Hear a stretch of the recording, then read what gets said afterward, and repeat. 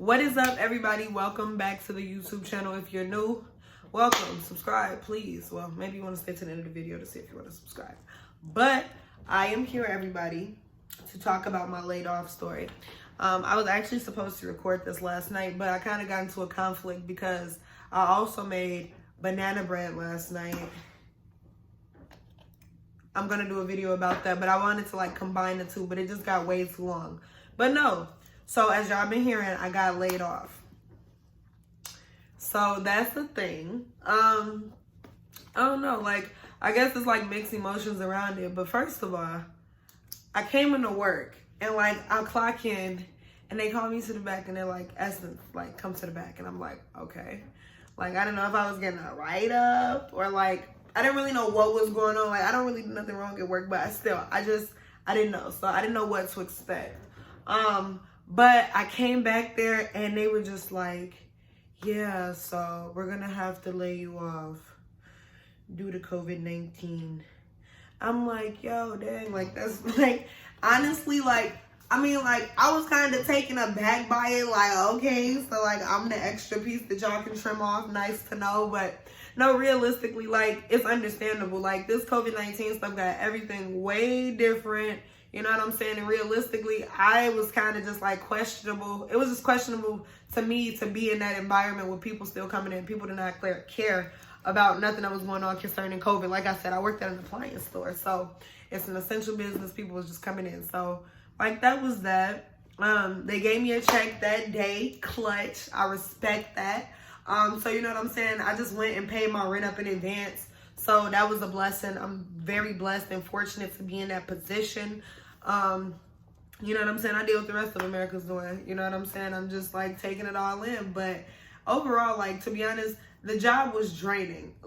It was I liked the work that I was doing, but there were certain aspects of the job that honestly, it was just starting to wear on me. So I felt that was cool. You know what I'm saying? I've never been fired or laid off. So this was an experience. You know what I'm saying? Things have to happen in life. So that was, you know what I'm saying? It was what it was. But honestly, overall, this whole COVID thing has been, I'm not going to say it's been great because honestly, there's been a lot of stuff going on. You guys seen the last video with the protests. You know what I'm saying? I had some family members that have actually passed away due to COVID. So don't get me wrong, this is totally messed up. There's a lot of stuff going on, but at the same time, if you are healthy, if you are in a space that you're still doing well for yourself, you should really count it a blessing. I count this a blessing totally. I've been having time to make banana bread. Anybody that knows me knows I'm not a big cooker, but I've been having time to do that. I've been having time to write more. I feel more poetic thoughts have just been coming to me.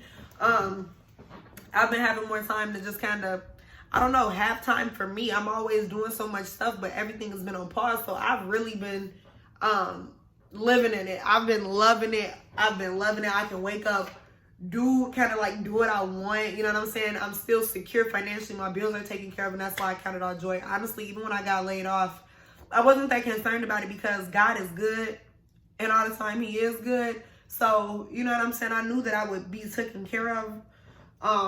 But still, it was a shock. I won't lie. But overall, this has just made me think the way the community responded. The community overall, but also just skinfolk, kinfolk, our community. I just feel we need to do better with coming together and just having a network of resources. Not resources that we just advertising on Facebook, but a resource that we know we can rely on because we've been building this.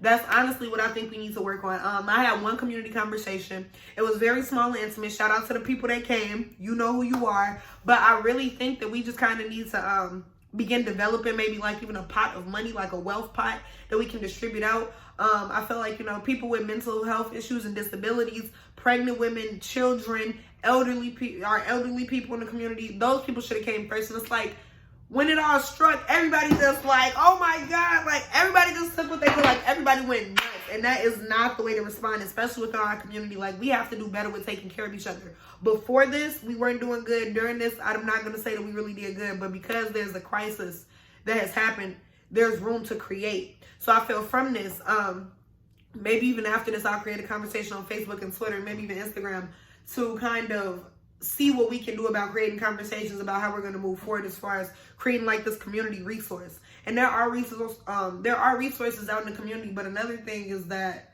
I feel like they're secluded. The people who know about the resources know about the resources. And it's like, if you don't know about the resources, you just don't know about the resources. And it's like, I feel like that's the problem, especially for our community, just because we're already just kind of traumatized and going through our own thing. We don't need to work too hard to figure these things out. Like, we should be tight knit. Like, if you can't pay your rent this month, we're going to go to the resource center. We're going to work this out and figure out what's going on. Now, I put this comment out there before. Somebody was like, well, who controls the pot of money? Well, I feel the community needs to figure that out. Honestly, like, we have just gotten too used to, like, messing each other over that we really have that concern of who needs to be in control of what. Honestly, I feel there should be a trust. And that's why relationship building, if you go back to one of my, like, second videos, relationship building is key. We shouldn't even have that concern once the relationship is built. Some people do have bad relationships with their parents, but, for example, I don't have the worry that my mom is going to cheat me. It's my mama. Me and my brother, I don't have the worry that my brother is going to cheat me out of money. To any of my siblings, really. So it's just like, that's what we need to work on. But overall, COVID-19, it has been just that. It has been a deep breath for me. Like, it has been something to remember for sure. But you know, I've been living in it. You know what I'm saying? This banana bread turned out decent.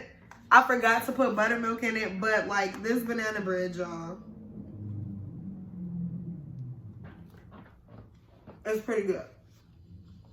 So take this time to be with your family for sure. Stay safe.